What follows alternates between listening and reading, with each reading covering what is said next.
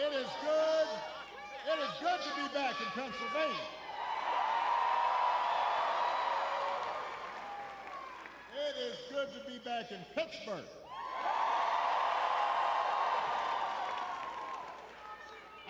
I love Pittsburgh. You know, I love the people of Pittsburgh. I love the food in Pittsburgh.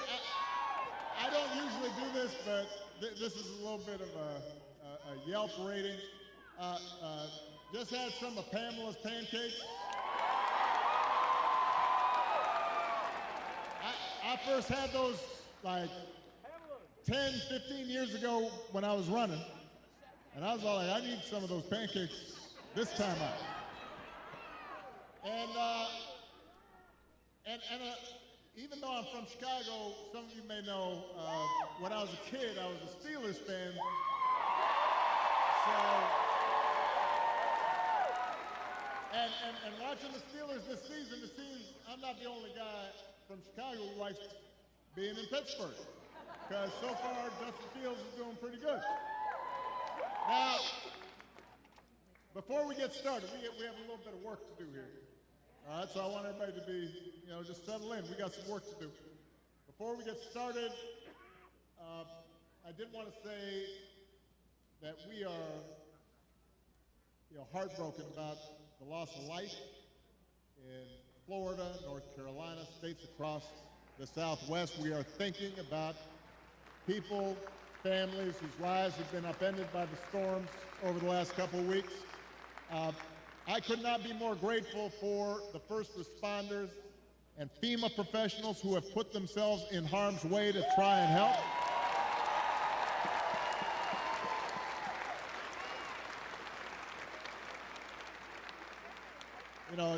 It's times like this when you realize having honest, competent leadership in government really matters. It makes a difference.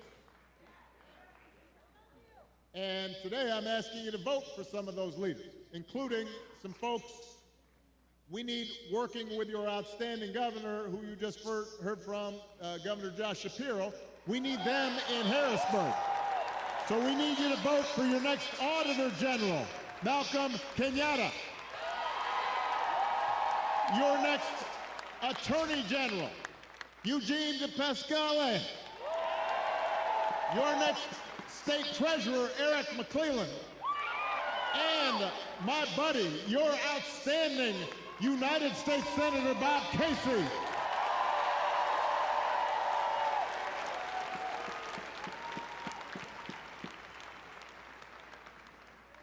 Now here in Pennsylvania, there are 3 ways to vote. You can vote early, in person, at the county election office, or at a satellite office.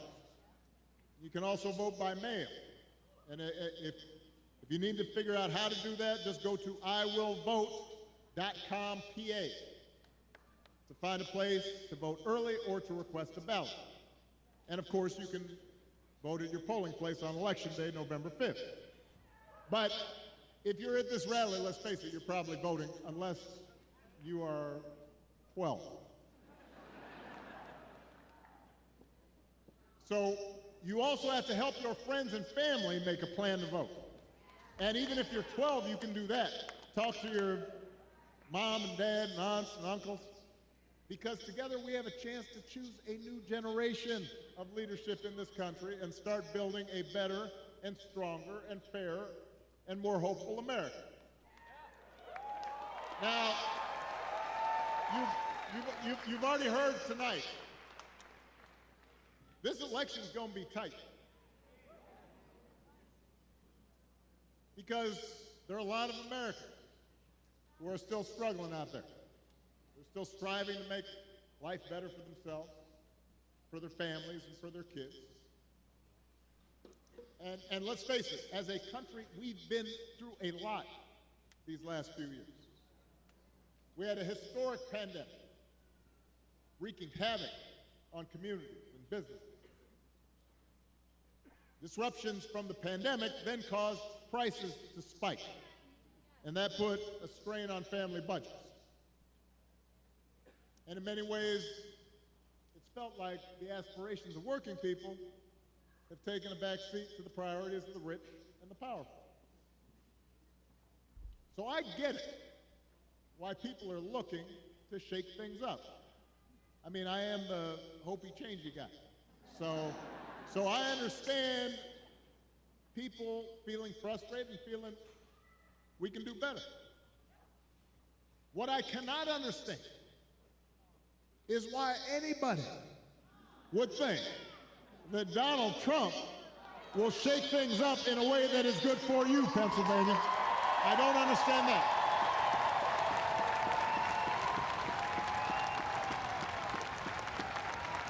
Because there is absolutely no evidence that this man thinks about anybody but himself. I've said it before. Donald Trump is a 78-year-old billionaire who has not stopped whining about his problems since he rode down his golden escalator 9 years ago. You've got the tweets in all caps, the ranting and the raving about crazy conspiracy theories. You have the 2-hour speeches, word salad, just, you know, it's like Fidel Castro, just on and on. Constant attempts to sell you stuff. Who does that? Selling you gold sneakers and a $100,000 watch and most recently a Trump Bible. You know, he wants you to buy the Word of God, Donald Trump edition. Got his name right there next to Matthew and Luke. I mean, you could not make this stuff up. If you saw it on Saturday Night Live, you'd say, well, no, that's going too far. No, he's doing that.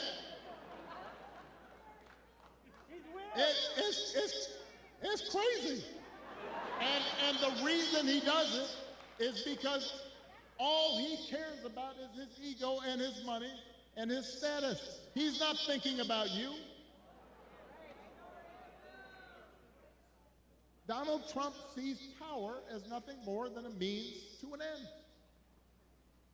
He wants the middle class to pay the price for another huge tax cut that would mostly help him and his country club buddies. Doesn't care if he costs more women their reproductive freedoms because it won't make a difference in his life. Do not boo. Vote.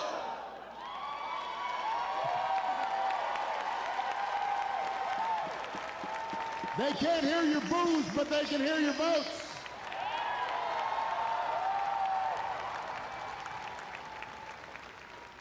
Most of all, Donald Trump wants us to think that this country is hopelessly divided between us and them, between the quote-unquote real Americans who support him and the outsiders who don't.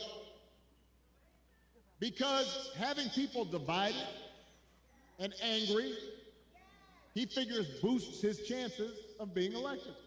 And he doesn't care who gets hurt. I mean, think about it. Just the other day, we learned that on January 6th, a couple years ago, Donald Trump was told that Mike Pence was in the Capitol about 40 feet from an angry mob chanting, "Hang Mike Pence." And his response was, quote, "So what? Don't boo." If Donald Trump does not care that a mob might attack his own vice president, do you think he cares about you? Pennsylvania, we do not need 4 more years of that. We don't need 4 more years of arrogance and bumbling and bluster and division. America's ready to turn the page. We are ready for a better story, one that helps us work together instead of turning against each other. Pennsylvania, we're ready for President Kamala Harris.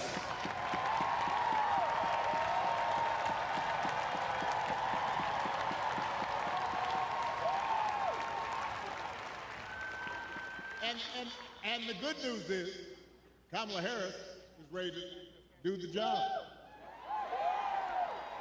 This is a leader who has spent her life fighting on behalf of people who need a voice and a change. Somebody who was raised in the middle class, who worked a summer job at McDonald's while she earned a degree, who believes in the values that built this country. Somebody who has served with distinction in every office that she has ever held. I think we probably had a fainting spell back there. So let's make space for the emergency folks. This happens sometimes. Everybody bend their knees a little bit. You've been standing for a while. You can dance if you want. I just suggest bend your knees. But she'll be okay. Kamala is as prepared for the job as any nominee for president has ever been. That's who Kamala is.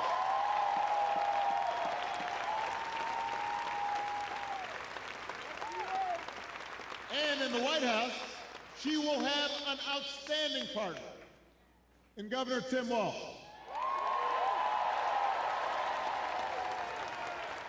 Tim is a veteran, he is a teacher, he's a coach, he's a hunter. He's been a great governor working with Democrats and Republicans to get stuff done. He can also take a vintage truck apart and put it back together again. You think Donald Trump can do that? For that matter, do you think Donald Trump has ever changed a tire in his life? I'm just trying to picture. The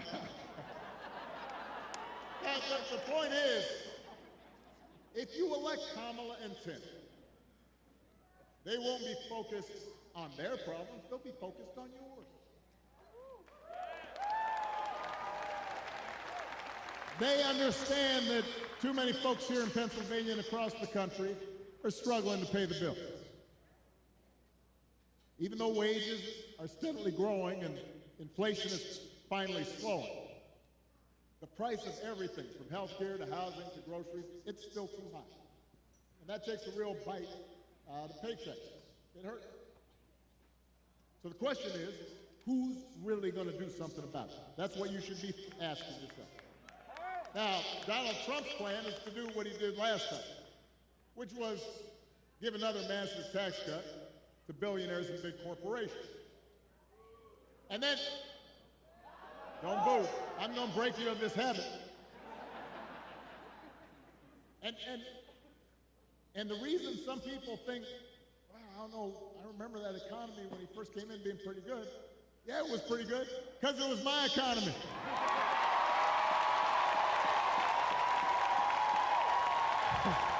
We had had 75 straight months of job growth that I handed over to him. It wasn't something he did. I spent 8 years cleaning up the mess that the Republicans had left me the last time. So just in case everybody has a hazy memory,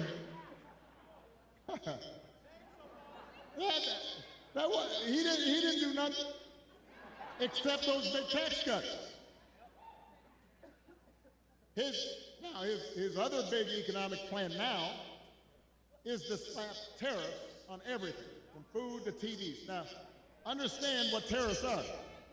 Anything that's coming from that's made elsewhere and comes here, you slap extra money on top of it. And if other countries are cheating, in some cases, it makes sense because you want to have a fair playing field. But what he's proposing is basically a Trump sales tax that could cost the average family almost $4,000 a year. So if you're concerned about higher prices, that is not the way to get lower prices. That's going to come out of your pocket. You think prices are high now? Donald Trump's message basically is, you ain't seen nothing yet. All right, so that's, as far as you can tell, that's his plan, right? Because it's not written down anywhere. When it comes to health care, you heard it in the debate. Donald Trump's got one answer. Ending the Affordable Care Act that 45 million people rely on. The other day, his running mate, J.D. Vance, had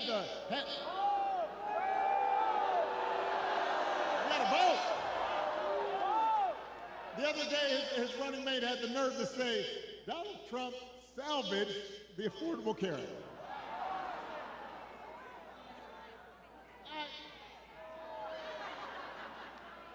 I mean, Donald Trump spent his entire presidency trying to tear it down. And by the way, he couldn't even do that right. And now, 8 years after he was elected, when he was asked about what he was going to do, he says he's got concepts of a plan for how he'd replace it. Now, I want you all to think about this for a second. Let's say your boss gives you an assignment, project. He says, I need this on Friday. And Friday comes around and he says, so, did you finish that project I asked for? And he says, well, I actually haven't started, but I have a concept of a plan. Or you could try it at home. Honey, did you do the dishes? I have a concept of a plan to do the dishes. How's that going to go over? If it wouldn't work for you, why in the heck should it work for the President of the United States?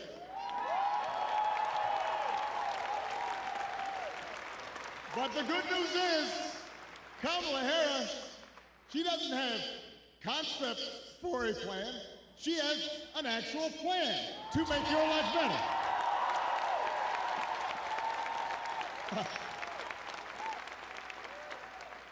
To bring down the cost of things like groceries. She'll go after corporations that are jacking up prices. Just like she went after big banks and for-profit colleges when she was an attorney general in California.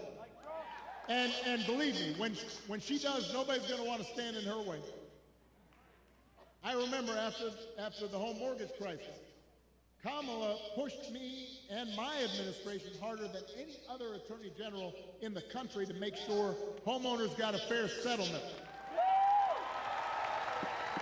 It did not matter that she was pushing a Democratic administration. She was not going to let anybody stop her from winning as much relief as possible for the families who deserved it. And because of the work she did, those families got billions more than they would have otherwise got. That's the kind of president Kamala Harris will be.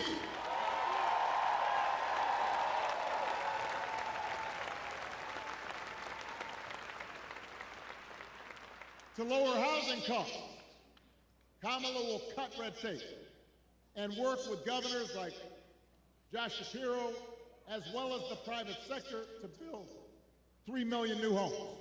And she'll give first-time home buyers up to $25,000 to help with the down payment. Plans, concrete plans. And for a lot of folks, that could be the difference between watching their dreams pass them by or finally owning a place of their own. To lower health care costs, Kamala already worked with Joe Biden to take on the drug companies and bring down the cost of insulin and hearing aids and more than 50 prescription drugs And as president, she will never stop working to limit out-of-pocket costs and protect your care. That's who Kamala is. She's got a track record of doing it. And here's a big one. Instead of giving more tax breaks to billionaires and raising prices on working families, Kamala will give a tax cut to 100 million middle class and working people here in America.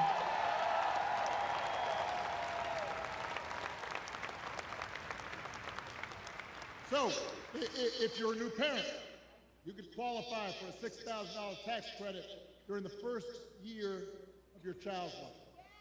Because I don't have to tell a lot of you, raising kids is hard. And she wants to make it easier to afford stuff like a crib or a car seat or diapers. I remember buying diapers. I remember the first time I went in the store, right after Malia was born. I was like, what? That's how much diapers cost? I remember changing diapers. You think Donald Trump ever changed a diaper?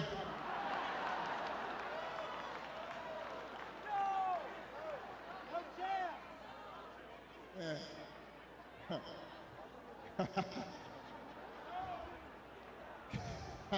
I almost said that, but I decided I shouldn't say it.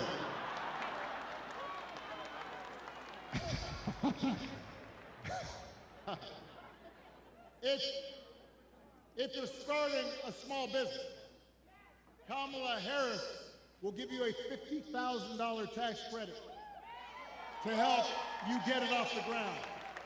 That's who Kamala Harris is. That's what she stands for. So with Kamala, you've got actual plans. Trump, concepts of a plan.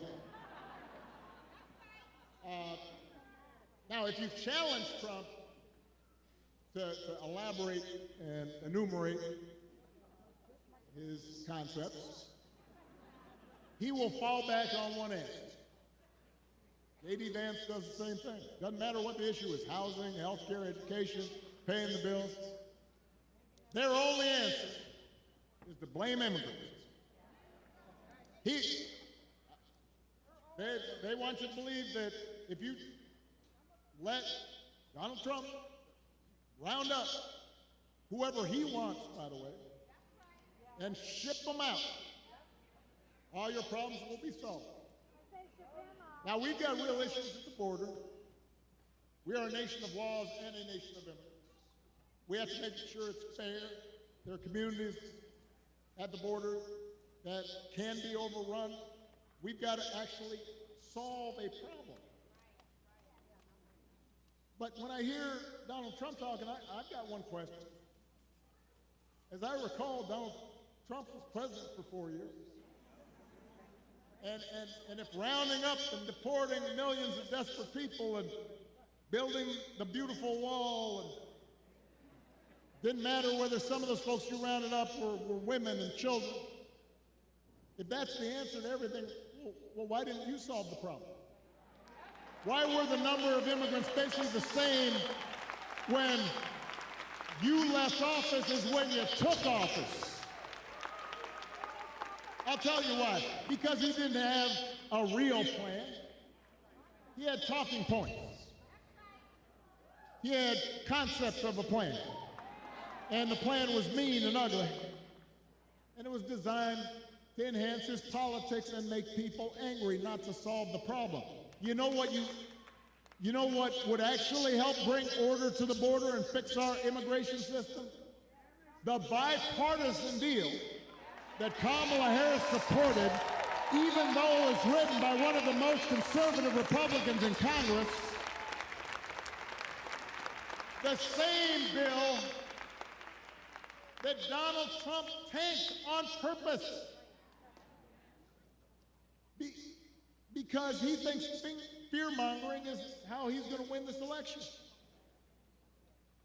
He told Republicans, even the ones who had originally supported, don't vote for it, because he doesn't want the problem solved. We don't need a president who will make problems worse just to make his own political circumstances better. We need a president who actually cares about solving problems and making your life better, and that's what Kamala Harris will do.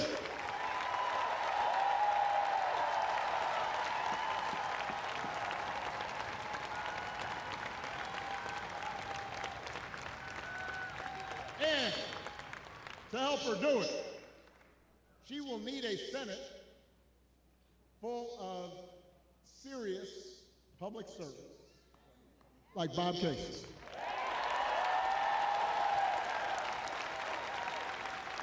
I'm going to talk about this man just for a second. I've known Bob for almost 20 years. I've watched his daughters grow up.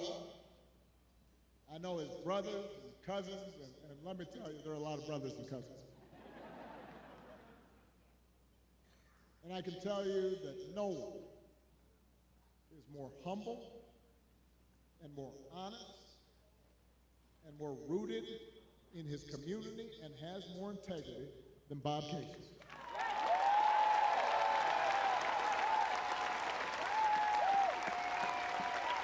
You know, in Washington, folks make a distinction between work horses and show horses. And Bob Casey, he's not a show pony. All the guy cares about is doing the job and looking after you, the people he was elected to serve. That's the kind of person we need to send back to Washington. That's the kind of person who's going to help Kamala get stuff done. Folks who share our values and will do what they can to move this country forward rather than backward. That's who Bob Casey is.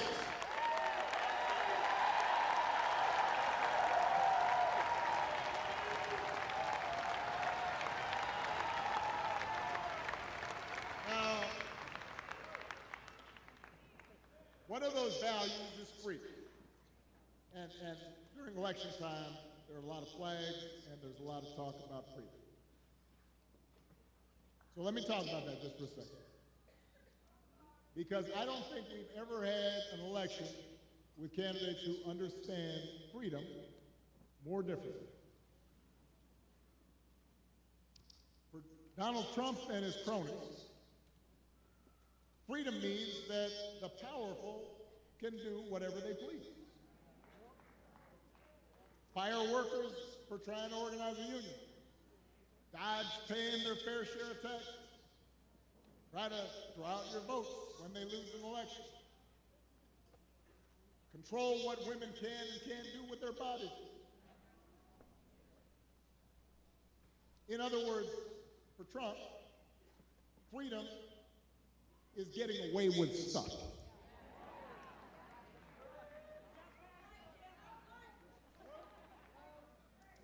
It's like he said in the middle of the pandemic. I don't take any responsibility at all. People were dying. I don't take any responsibility at all. Not sure any other president has ever uttered that statement. We have a broader idea of freedom. We believe in the freedom to provide for our families if we're willing to work. The freedom to breathe clean air and drink clean water and send our kids to school without worrying if they come home. We believe that true freedom gives each of us the right to make decisions about our own life, how we worship, who we marry, what our family looks like.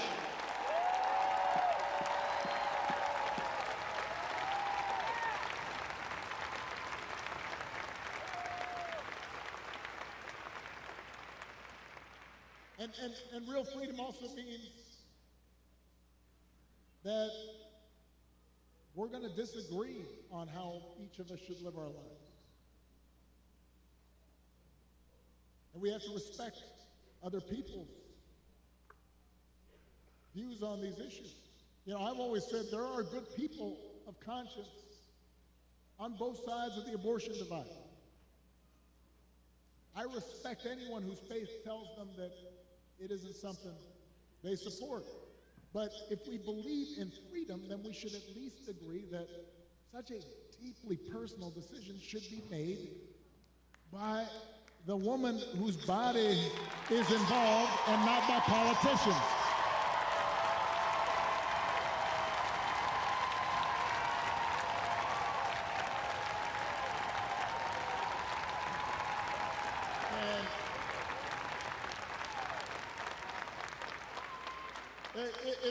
It has been fascinating to watch Donald Trump just tie himself into a pretzel on this issue. I mean, when he ran for president the first time, he said he would support punishing women who got an abortion. That's what he said. Thank you. Now, well, a couple weeks ago, what did he say? He said, "Don't worry, women, I'll be your protector. I'll tell you how he protected you." He handpicked 3 of the Supreme Court justices who overturned Roe versus Wade. Went out there and bragged about it. And now there are Trump abortion bans in 20 states, many of them with no exception for rape or incest. And when he's asked about it, he says, well, everybody wanted it this way. Really? He thinks women want to have to drive hundreds of miles to find a doctor who can help them? Does he think doctors want to choose between letting a woman die or going to jail for giving her the life-saving care that she needs? That is not something people chose. Now, Donald Trump may be confused about that issue, but let's not be confused. Let's be clear about what's at stake here. If you send Bob Casey back to the Senate, he'll vote to restore reproductive freedom that women had for nearly 50 years. And if Congress passes that bill, Kamala Harris will sign it into law.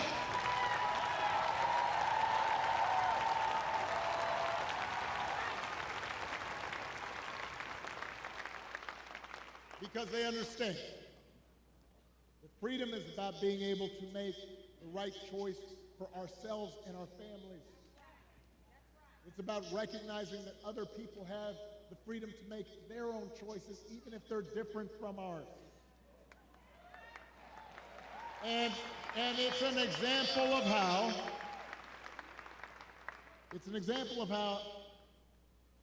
at the end of the day, this election isn't just about politics. It's about values. It's about who we are and how we treat each other. And the example we want to set for our children and for their children. And it's about character.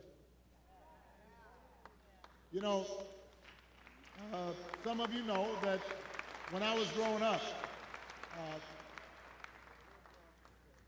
I didn't have a father in the house. But I did have plenty of people around me.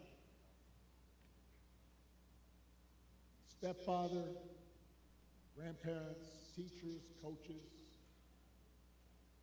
most of all my mom, who taught me the difference between right and wrong, who showed me what it meant to have integrity and to be honest and to be responsible and to work hard and to treat other people like we wanted them to treat us. And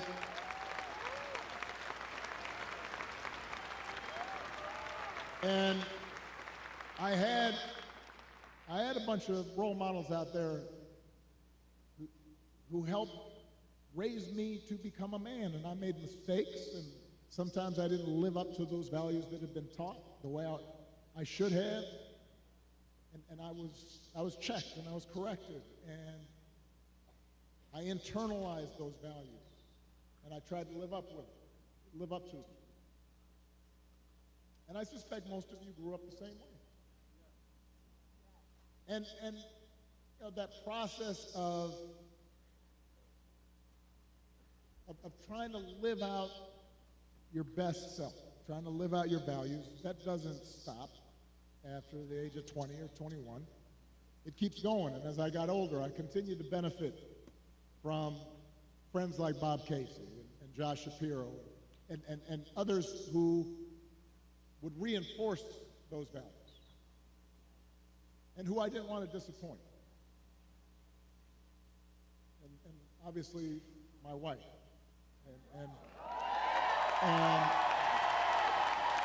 And my daughters, you know, who I want to make sure, Malia and Sasha are watching. I want to make sure that I don't disappoint them and that I'm passing on these values to them. You know, and here in Pittsburgh, I'm thinking about another example. Somebody who was a dear friend of mine and who's passed away now, Dan Room, who, you know, here was a guy who won 6 Super Bowls, 8 AFC championships, had enormous wealth and power. But I remember walking around, I guess it was Heinz Field by that time. I'm old enough to remember Three Rivers Stadium. Now I know it's something else. But Dan knew the name of every single person in the Steelers organization. You know, we'd pass by a custodian and he'd say, "Hey, Jimmy, how you doing? How's the family?" All the front office staff, he cared about them. He used his influence to get more black and brown head coaches hired in the NFL. He gave back to his community. He was known for his integrity. He helped support the peace process in Northern Ireland, became my ambassador to Ireland, and continued to help encourage people who were so far apart to come together. He had character. That's what I think about so much these days, because it's so different from what we see out of the Republican nominee. And it's been one of the most disturbing aspects of this election season about Trump's rise in politics, is how we seem to have set aside the values that people like Dan stood for and Bob stood for and that I was taught, and those didn't used to be Republican Democratic values. I mean, it used to be we'd have arguments about tax policy or foreign policy, but we didn't have arguments about whether you should tell the truth or not. We didn't make excuses for people who just violated basic norms of treating people fairly and with respect. I mean, just last week, I talked about this. We had one of the deadliest hurricanes in American history. The beautiful town of Asheville, North Carolina, one of my favorite places in the country. Spent time there, amazing people, devastated, hundreds of people killed. And President Biden and Vice President Harris were down there meeting with local officials and comforting families, asking how they could help. And Donald Trump at a rally just started making up stories about the Biden administration withholding aid from Republican areas and siphoning off aid to give to undocumented immigrants. Just made the stuff up. Everybody knew it wasn't true. Even local Republicans said it was not true. And now the people of Florida are dealing with another devastating storm. And I want you to watch what happens over the next few days, just like the last time. You're going to have leaders who try to help, and then you have a guy who will just lie about it to score political points, and this has consequences. Because people are afraid, and they've lost everything, and now they're trying to figure out, how do I apply for help? And some of them may be discouraged from getting the help they need. The idea of intentionally trying to deceive people in their most desperate and vulnerable moments. And my question is, when did that become okay? I'm not looking for applause right now.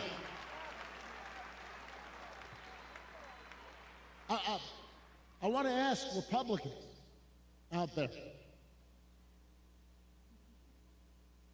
you know, people who are conservative, who didn't vote for me, who didn't agree with me. I had friends who disagreed with me on every issue. When did that become okay? Why would we go along with that? I mean, if your coworkers acted like that, they wouldn't be your coworkers very long. If you're in business and somebody you're doing business with just outright lies and manipulates, you stop doing business with them. Even if you had a family member who acted like that, you might still love them, but you tell them you've got a problem. And you wouldn't put them in charge of anything. And yet, when Donald Trump lies or cheats or shows utter disregard for our Constitution, when he calls POWs losers or fellow citizens vermin, people make excuses for it. They think it's okay. They think, well, at least he's owning the libs. He's really sticking it to them. It's okay as long as our side wins.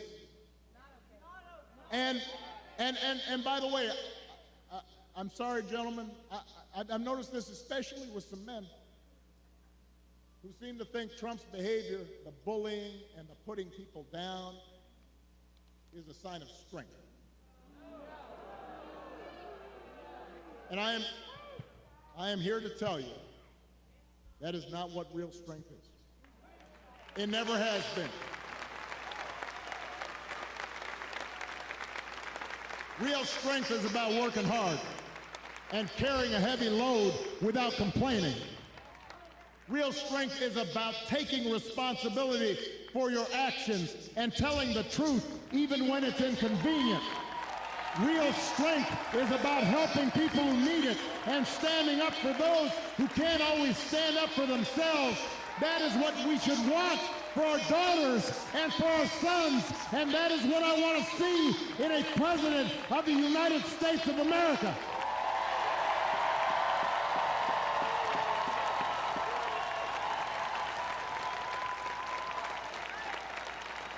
And the good news is that you have candidates to vote for in this election that demonstrate that kind of character, who know what real strength looks like, who will set a good example and do the right thing and lead this country better than they found it. So, Pennsylvania, that is the choice in this election. It's not just about policies that are on the ballot. It is about values, and it is about character. So whether this election is making you feel excited or scared or hopeful or frustrated or anything in between, do not just sit back and hope for the best.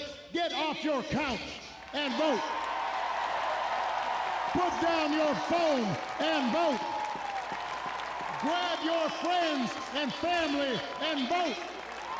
Vote for Kamala Harris as the next president of the United States. Vote for Tim Walz as the next Vice President of the United States. Vote for Bob Casey and this whole incredible Pennsylvania Democratic ticket. Help your friends and family members and neighbors and co-workers do the same. Because if enough of us make our voices heard, we will leave no doubt about the election outcome. We'll leave no doubt about who we are and what America stands for. And together we'll keep building a country that's more fair and more equal and more just and more free. That is our task. That is our responsibility. Let's go do it. Thank you, Pittsburgh. Thank you, Pennsylvania. Let's go vote.